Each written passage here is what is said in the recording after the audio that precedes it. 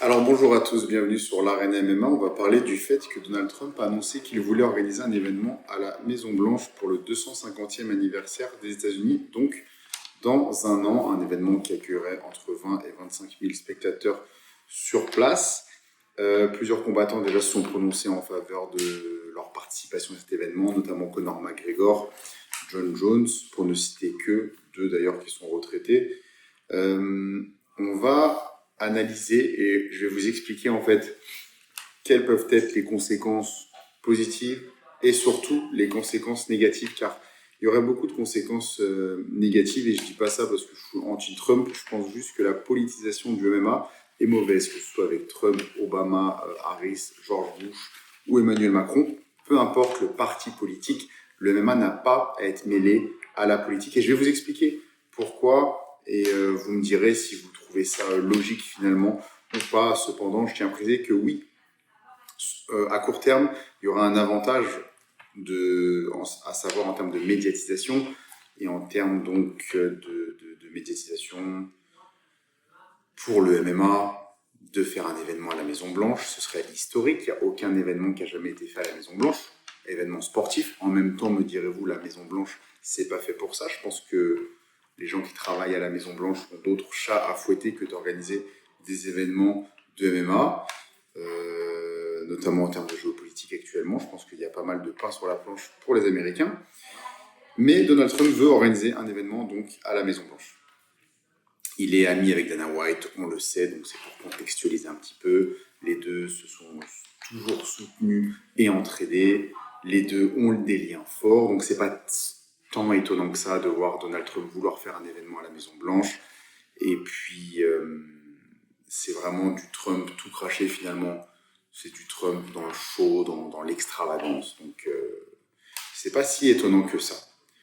Les combattants s'expriment donc de manière favorable, mais les combattants qui s'expriment en termes de politique sont toujours pro-Trump. Donc, c'est normal qu'ils s'expriment de manière favorable. On peut se poser la question, d'ailleurs, je m'étais déjà posé la question en plateau avec Charles Jourdain, de savoir est-ce que tous les combattants finalement de l'UFC sont républicains, ou bien ceux qui ne le sont pas ont peur de s'exprimer ou ne trouvent pas d'intérêt à s'exprimer, ne veulent pas se politiser en fait, étant donné que ce sont des sportifs.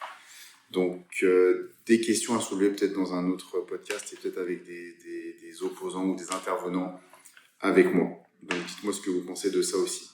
Alors, cette annonce de Donald Trump, elle reflète l'augmentation de la politisation du MMA initiée par Dana White et Donald Trump. J'ai eu l'occasion d'en parler au 98.5 FM avec Louis-Jean, mais là je vais rentrer un petit peu plus dans les détails parce qu'on était à la radio et donc je ne pouvais pas aller au bout de mes idées et de mes explications.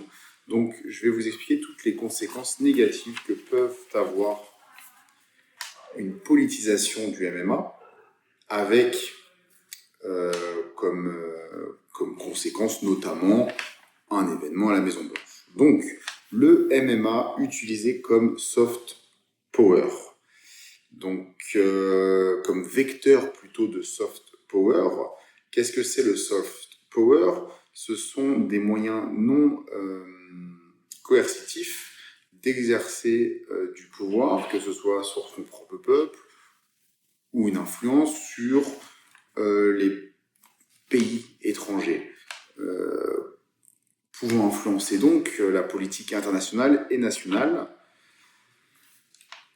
Un très bon exemple de soft power américain, c'est le cinéma hollywoodien, qui influence le monde et qui je vais peut-être utiliser un mot un petit peu fort, qui cannibalise les cultures locales en mettant en avant la culture américaine.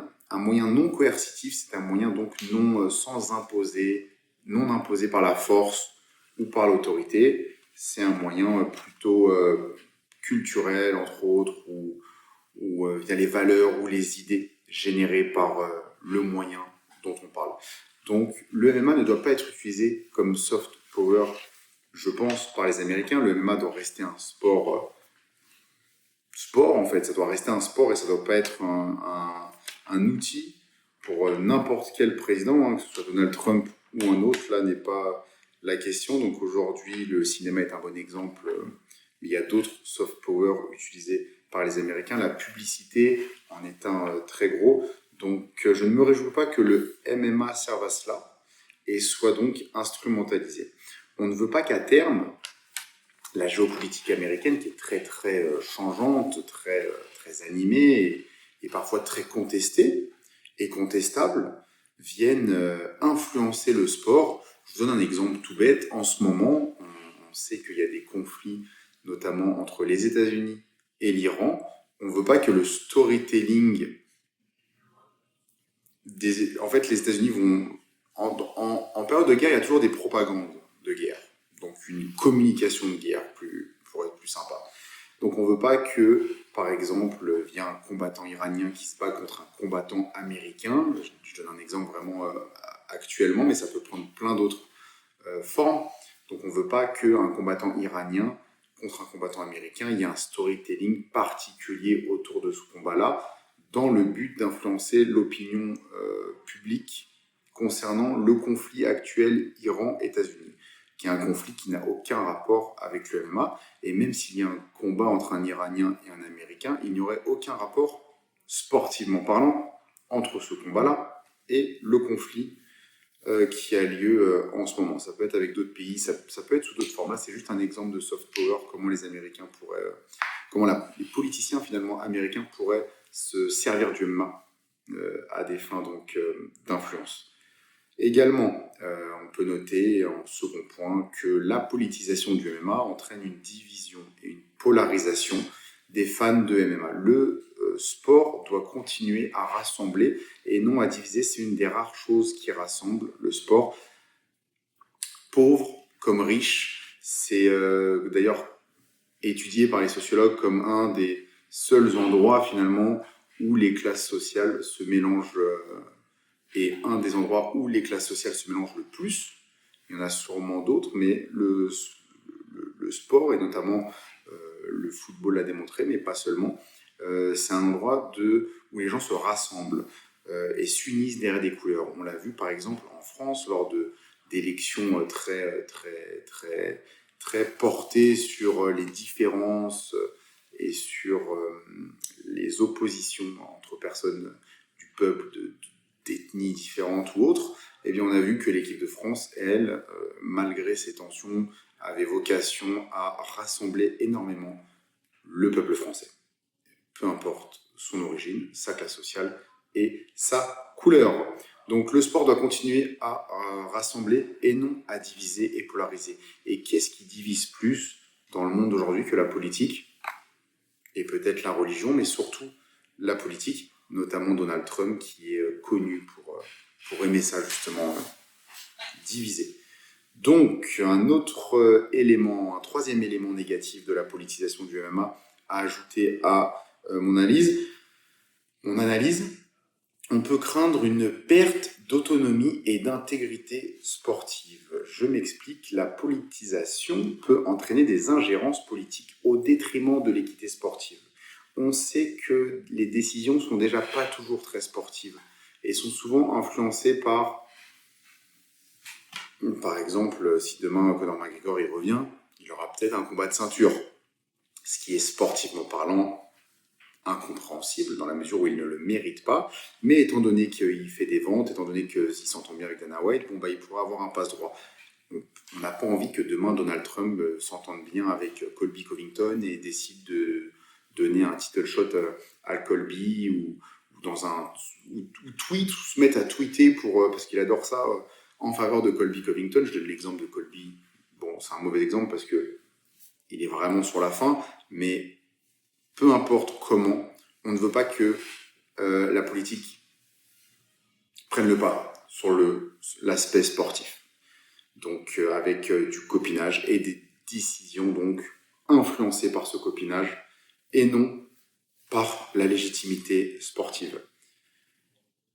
Un autre élément qui est différent mais qui est lié un petit peu, on ne veut pas que la politisation du MMA génère, et enfin moi je ne veux pas, peut-être que vous voulez, dites-le moi, que ça génère une pression sur les athlètes n'étant pas politiquement positionnés pour le parti au pouvoir en question. Donc aujourd'hui c'est Donald Trump, encore une fois, je ne critique pas particulièrement Donald Trump, je critique la politisation du MMA. D'ailleurs, Donald Trump, en soi, c'est un move stratégique qui lui serait sûrement profitable, finalement, le fait de faire un événement à la Maison-Blanche. Ça permettrait d'oublier ces deux, trois bêtises, ces deux, trois folies, ces propos qui parfois sont faux ou non justes ou contestés. Bon, voilà, c'est sûr que le sport, comme je vous l'ai dit, ça rassemble, c'est censé rassembler. Donc pour Trump, en soi, je ne critique pas Trump de faire ça. Il place ses pions, il joue ses cartes comme il l'entend. Ce que je dis, c'est pour le MMA, pour le bien du MMA. Donc, on ne veut pas que ça génère une pression sur les athlètes qui ne sont pas politiquement positionnés pour le parti au pouvoir en question.